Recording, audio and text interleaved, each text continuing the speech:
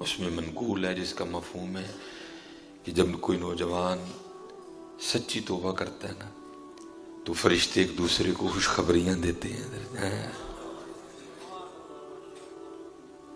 جب کوئی نوجوان گناہوں کا راستہ چھوڑ کے سچی توبہ کرتا ہے تو فرشتے ایک دوسرے کو خوشخبریاں دیتے ہیں.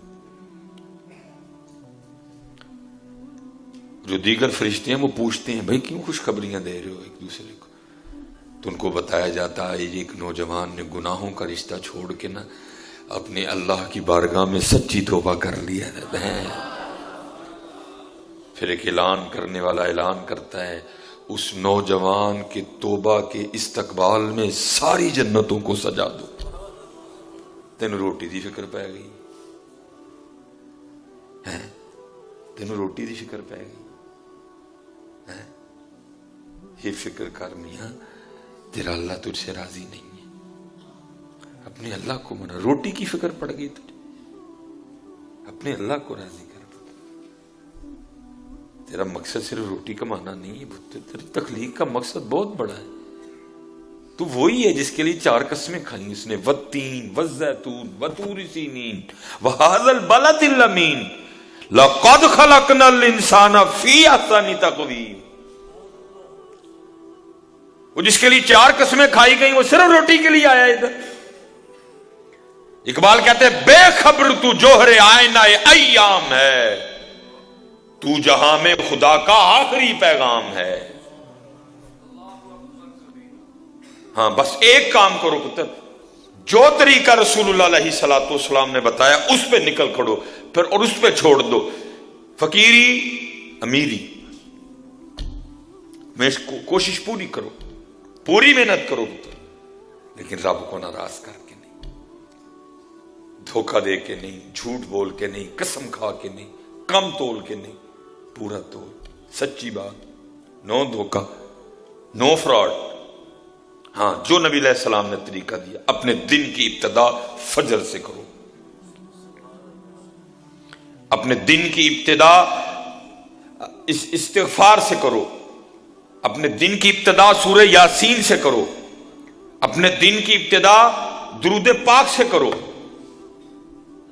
اپنے دن کی ابتدا ذکر و اذکار سے کرو، اور پھر نکل جاؤ اور چھوڑو پھر اپنے اللہ پہ حضرت. پھر دیکھو رنگ لگتے ہیں کہ نہیں لگتے ہیں پتر. اس کے مخالف چل کے کیا کر لو گے تم؟ وہ مجھے سمجھ یہ نہیں آ رہی، ایک بندہ ایک فیکٹری میں کام کر رہا ہے نا، وہ اپنے اس عارضی چھوٹے سے مالک کی مخالفت نہیں کرتا. وہ کہتا ہے مالک کی مخالفت کر کے میں نے فیکٹری میں کیسے رہنا ہے؟ بھائی اتنی تجھے سینس ہے کہ اس چھوٹے سے مالک کی مخالفت کر کے تو فیکٹری میں نہیں رہ سکتا، اور تیری مت ماری گئی ہے تو اللہ اور اللہ کے رسول سے مخالفت کر کے یہاں کیسے سکھی رہ لے گا؟ تیری مت ماری گئی ہے. تو اپنے مینیجر سے بگاڑنا نہیں چاہتا. بھائی مینیجر ہے میرا، وہ تو یس سر، یس سر، جی سر، نو سر، آیا سر، گیا سر، پہنچ گیا سر.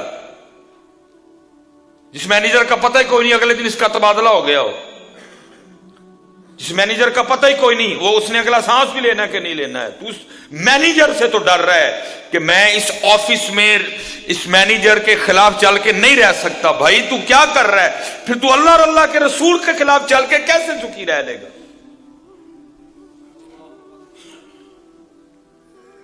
پتر ممبر رسول پہ بیٹھا ہوں، اللہ کی قسم ہے اندر تے جو ہے سو ہے، صرف باہر ہی کیتا ہے نا سونا. کوئی گاڑی لے کے،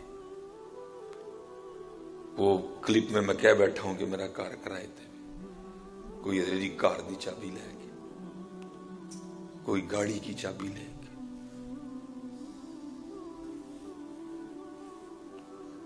تو ایک مینیجر سے مخالفت نہیں ڈالنا چاہتا کہ مینیجر کی مخالفت کر کے میں دفتر میں سکھی نہیں رہوں گا، اور تو اللہ اور اللہ کے رسول کی مخالفت کر رہا ہے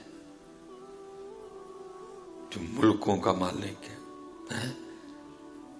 تو اس مینیجر سے، تو اس فیکٹری کے مالک سے ڈر رہا ہے، ہو سکتا ہے تو کل آئے تو وہ ہی کوئی نہ رات کو ہارٹ اٹیک آئے مر جائے، لیکن وہ ہمیشہ سے ہے، اس نے ہمیشہ ہی رہنا ہے. وہ ہی ہے، وہ قیوم ہے، وہ دائم ہے، وہ قدیم ہے، وہ بے نیاز ہے، وہ 70 ماہوں سے بڑھ کے پیار کرتا ہے۔ یہ تفسیر نعیمی مفتی احمد یار خان نعیمی رحمۃ اللہ تعالی علیہ، اپنے اس میں لکھا ہے 2 بھائی تھے، ایک نیکوکار ایک گنہگار۔ وہ جو نیکوکار تھا نا، اس نے اپنے دوسرے بھائی کو ہمیشہ کہنا ہو یہ چھوڑ دے، یہ گناہوں کا راستہ چھوڑ دے، چھوڑ دے گناہوں کا راستہ، یہ راستہ ٹھیک نہیں ہے۔ لیکن وہ اسی راستے پر رہا، ایک دن موت آ گئی۔ جب وہ جان کنی کے عالم میں تھا نا، نزا کی کیفیت تاری تھی، وہ بھائی آ گیا، اس نے کہا میں تجھے کہتا رہا ہوں اپنے اللہ کو منا لے، تو نے ساری عمر ضائع کر دی، اور دیکھ تو اب اتنے زیادہ گناہ لے کے اللہ کی بارگاہ میں جا رہے ہیں۔ تو بھائی آگے سے اس کو کہتا ہے، اے میرے بھائی تو ٹھیک کہتا رہا، میں نے غلط کیا، لیکن ایک بات بتا، اگر بروز قیامت اللہ میرے فیصلے کا حق میری ماں کو دے دے تو یہ بتا میری ماں مجھے جنت میں بھیجے گی کہ جہنم میں؟ تو بھائی کہنے لگا ظاہر ہے ماں ہے، وہ تو تجھے جنت میں بھیجے گی۔ وہ رو پڑا اور کہنے لگا اگر وہ ماں مجھے جنت میں بھیجے گی تو وہ میری ماں سے بھی زیادہ مجھ سے محبت کرتا ہے۔ یہ کہہ کہ اس نے جان دے دی ہے۔ وہ مفتی صاحب لکھتے ہیں، خواب میں اپنے بھائی کو دیکھا تو بڑی اچھی حالت میں، اس نے کہا کیا بنی؟ اس نے کہا بس جاتے ہوئے جو میں نے جملہ کہا تھا نا کہ اگر بروز قیامت میرا اللہ میرے فیصلے کا حق میری ماں کو دے دے تو کیا فیصلہ کرے گی، جنت یا جہنم؟ تو تم نے کہا تھا ظاہر ہے ماں ہے جنت، تو میں نے آگے سے کہا تھا پھر میرا اللہ میری ماں سے بھی بڑھ کر مجھ پر مہربان ہے، بس میرے اسی جملے کی وجہ سے میرے اللہ نے مجھے معاف کر دیا۔ لیکن پتر ہاتھ جوڑ کے ایدو تو دلیری نہ لئیو ہے کہ جو کریم ہے تو میں چک کے رکھا سارا کچھ جی پتر جو کریم ہے تو جی پکڑ سخت بھی بڑی جمی ہے، وہ دی پکڑ اس بات پہ دلیر نہ ہو جانا۔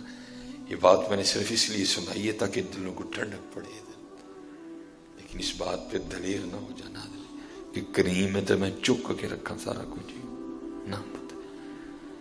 کچھ گناہ تو ایسے ہیں جن کے بارے میں لکھا ہے ان کی نحوست کی وجہ سے آخری وقت ایمان تک سلب ہو جاتا ہے۔ نہیں، بچوں گناہوں سے اپنے اللہ کو راضی کرو، اور حضرت جی کثرت سے استغفر اللہ استغفر اللہ سوری علیہ الرحمہ۔ آپ کی بارگاہ میں سوال آیا، حضرت زیادہ تسبیح پڑھا کہ استغفار زیادہ کرا؟ آپ نے فرمایا تسبیح کی بڑی شان ہے، ہر چیز اللہ کی پاکی بول رہی ہے، ہر چیز اللہ کی اپنے اپنے انداز سے پاکی بیان کر رہی ہے۔ حضرت سیدنا داؤد علیہ نبی علیہ السلام، آپ کے لیے لکھا ہے کہ آپ نے ایک دفعہ ایک مینڈک کو دیکھا جو ماہویت کے عالم میں اللہ کا ذکر کر رہا ہے۔ ہم تو کرتے ہیں نا، کوئی خارج کر رہا ہے، کوئی اللہ اللہ کر رہا ہے ساتھ چھت کو، نہیں، ماہویت کا عالم ہے، اس کو دائیں بائیں کی کوئی ہوش نہیں ہے، ماہویت کا عالم ہے۔ اور کیونکہ حدیث بھی ہے، محبوب علیہ السلام نے فرمایا مینڈک کو نہ مارو، فَإِنَّهُ يُكْسِرُ التَّسْبِيحَ، یہ بڑی کثرت سے اللہ کی تسبیح بیان کرتا ہے۔ حضرت صحابہ نے عرض کی محبوب علیہ السلام آپ پر ہمارے ماں باپ قربان، کیا کہتا ہے مینڈک، کیا ہے مینڈک کی تسبیح؟ آپ نے فرمایا مینڈک کہتا ہے سبحان المعبود فی لج البحار، یہ مینڈک کی تسبیح ہے۔